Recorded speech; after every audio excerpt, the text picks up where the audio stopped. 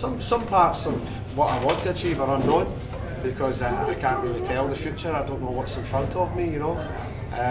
But what I expect and what I would like from music is recognition.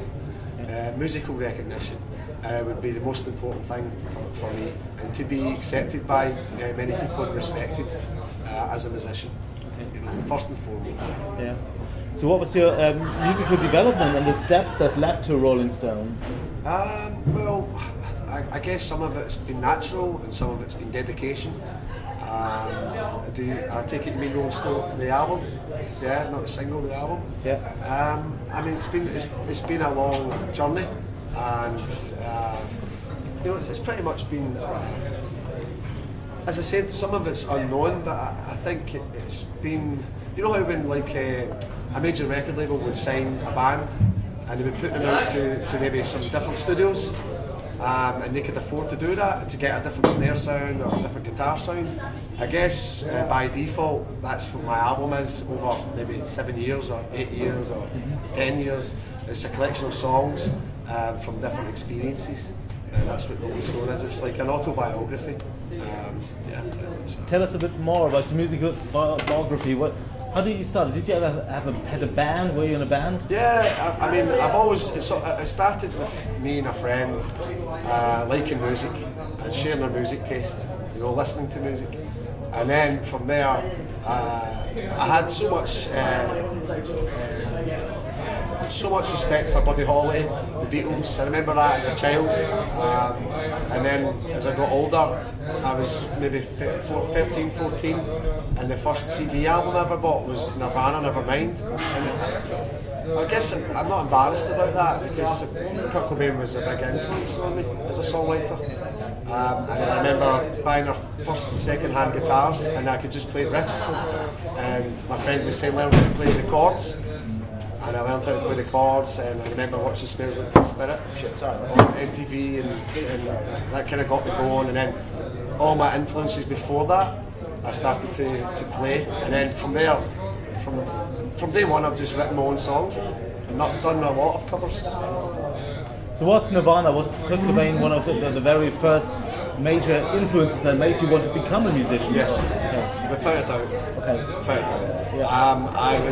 I was pretty starstruck with Kurt Cobain. I was pretty, whoa, what's this? And it definitely inspired me to be a musician. Was it the whole generation of this grunge bands or just Nirvana? Just Nirvana. His songwriting. And when he did it without the band and electric, the songwriting came out across a lot stronger, which is partly the reason why I always play with an acoustic guitar. Yeah. Because that's how I write, you know. Now imagine if you were a kid again, like 15 years old. Would you go into music again? Well, I go to it just now, so nothing's changed. So, there's Josh. How you doing, Josh? All right? Okay. Perfect moment to join. I was just asking him if he was a kid again, would he go into music again? So you are pretty much closer to that. Yeah, probably would, yeah. Yeah. Because otherwise I'd be doing exams this year, so I'd probably be in it, yeah. If I wasn't doing this, I'd be doing this. Yeah.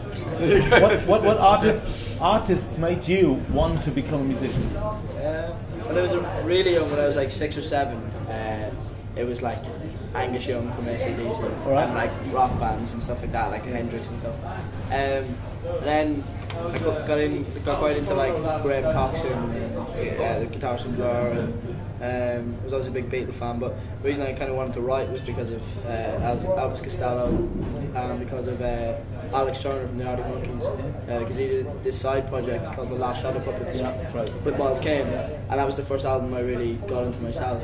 And that, and then My Aim Is True, Costello's first record, were 2 records when I kind of thought, oh, I'd love to write tunes and, you know, sort of play my own tunes live and stuff like that. So it was really those 2 were the kind of key records. That's great. Now, music is a wonderful thing, but to be a successful musician, you have to deal with the so-called music industry. Yeah. And this particular industry has changed a lot over the last decades. Many people say it's a decline. Question for the both of you: what has changed for the better do you reckon over the last decades in the music industry? This guy. Look, this guy's better. I don't really know. Get rid of the curry because it's cheap. What's gotten better with the music industry?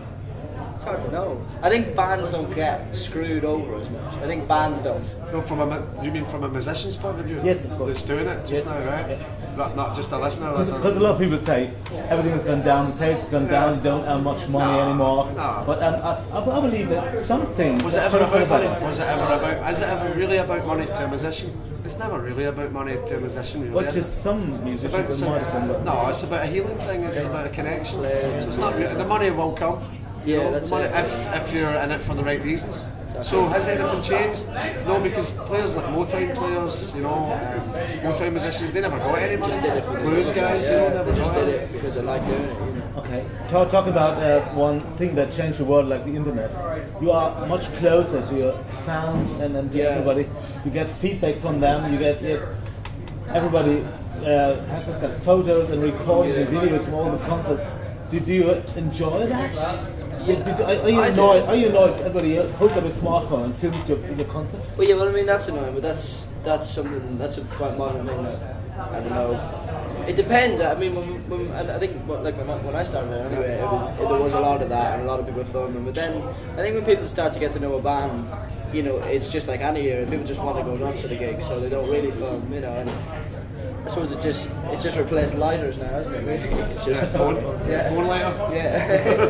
Yeah. But I think with the internet, it's 90% of it is a really fantastic thing for bands because you can really get your name out there in places that you've never been, because people see you on Facebook or YouTube. Whereas like back in the 60s and 70s, you had to just go to the States. You had to just play in that city and try and build up your name there and then move to the next city. Whereas what's great now is that, kids from LA or kids from, Japan and kids from Ireland or whatever can watch you because you're on the internet. So the world's got smaller.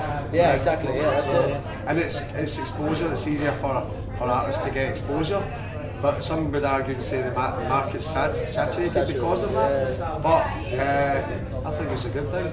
Yeah, it's a good thing. I think the sort of the good stand out. Because there's so many people online and everyone's putting up stuff online all the time. So that I think the good stuff stands out like it always did.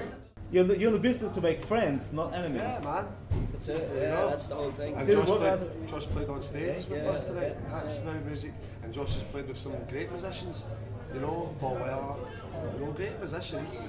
That are inspired probably the both of us, right? Yeah. Well, that's it. I mean, you have to be nice in this industry. I mean, there's no point in making enemies because it's the same people you're going to see all, and everyone's reaching towards the same goal, and everyone's got the same aim in it. So I mean, we're both in it because we love doing it, and that and that's what most people are in it for, or should be in it for anyway. So why wouldn't you make friends with everyone? It's a community. Yeah.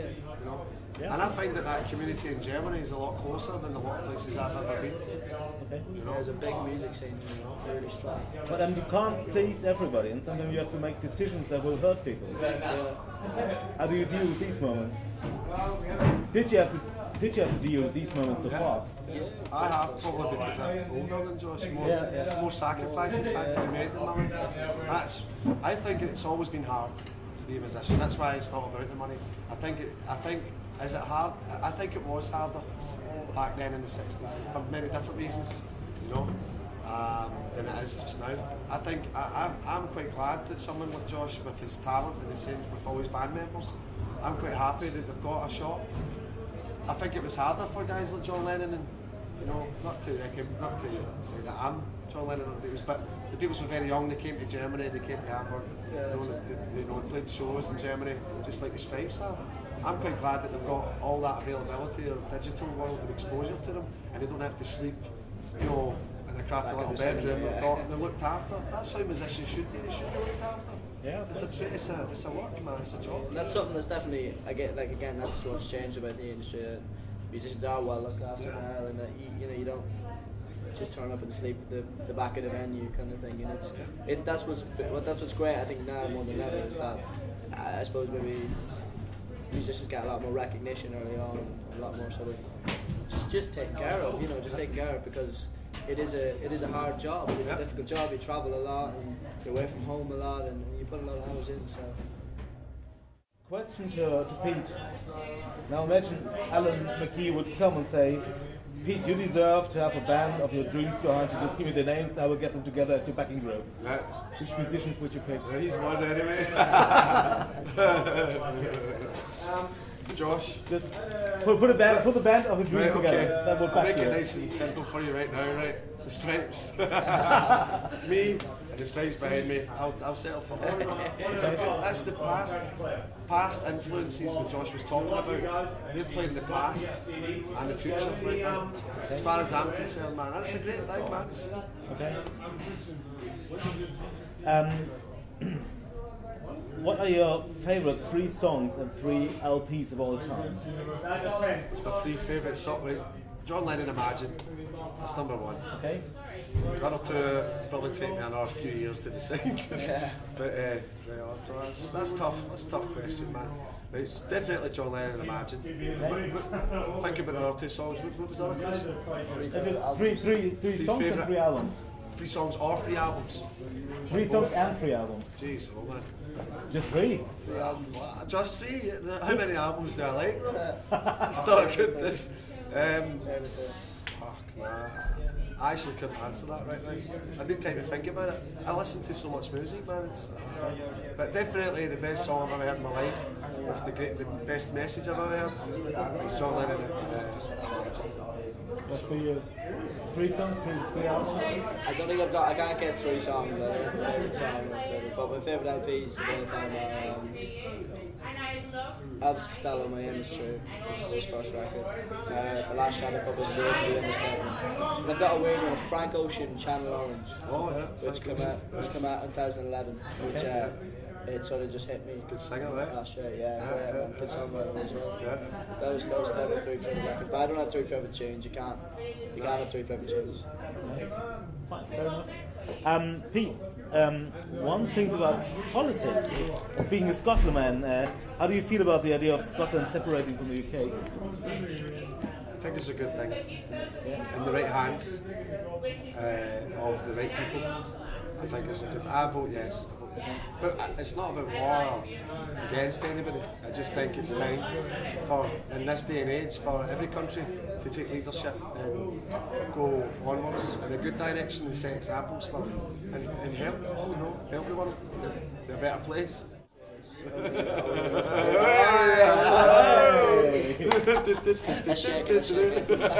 Cheers.